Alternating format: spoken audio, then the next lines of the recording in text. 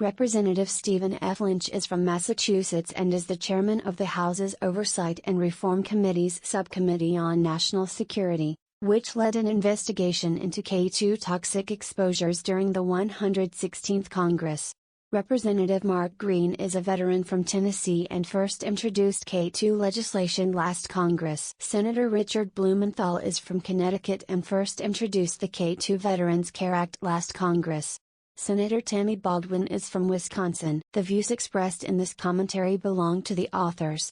View more opinion at CNN. As members of Congress, we all share a deep respect for our men and women in uniform, as well as a collective responsibility to ensure that our veterans are appropriately cared for upon their return home.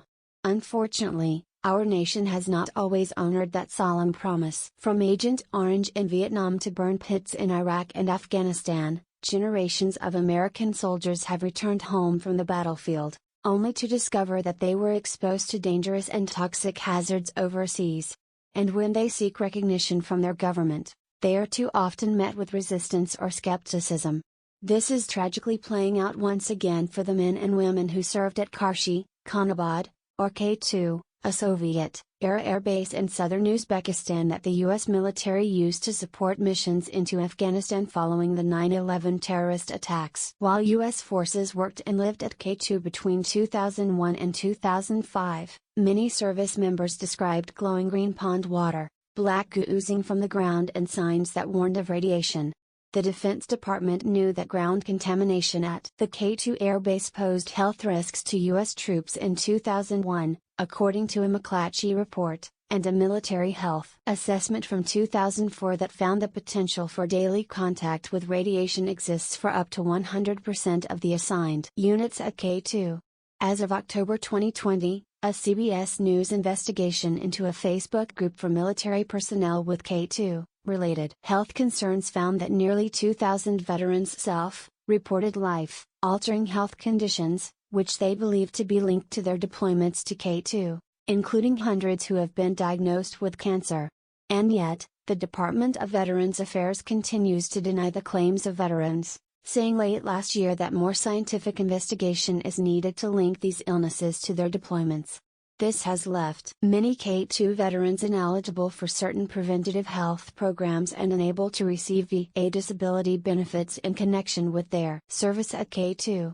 Although the VA currently allows K2 veterans to submit claims for disability assistance on a case-by-case basis, it is rare that veterans are able to demonstrate that their specific illness was directly caused by the toxins they were personally exposed to at K2. Some K2 veterans have sadly passed away while waiting for the VA to make a determination on their eligibility. That is why, last week, we introduced the K2 Veterans Care Act of 2021 to grant presumptive status for K2 veterans in order to ensure they receive the health care and disability benefits they have rightfully earned and deserve. In January 2020, the Committee on Oversight and Reform Subcommittee on National Security launched a probe to determine whether more than 15,000 service members may have been exposed to toxic chemicals during their deployments to K2 between 2001 and 2005. We also introduced legislation that would require the Department of Defense to conduct a study on the impacts of toxic exposures at K2 on the health of those who deployed there. This provision was included in the National Defense Authorization Act for fiscal year 2021, and we are grateful to our House and Senate colleagues for their support.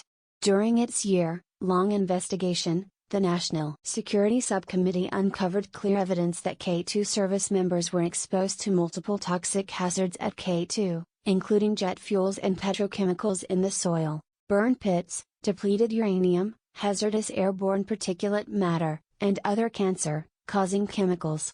And yet, at a subcommittee hearing in November 2020, the VA claimed in a written testimony that, "We will have to await completion of VA's prospective epidemiologic study for a thorough and valid assessment of possible or identified adverse long-term health outcomes among the K2 veteran cohort, which may be associated with their possible or known exposures to environmental hazards while deployed at K2."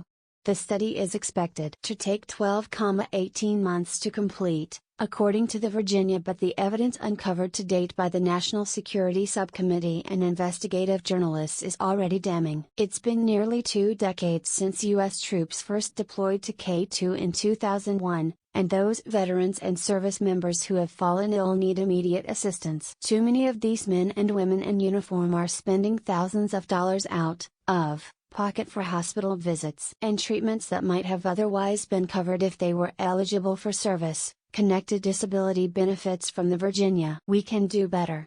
We must do better.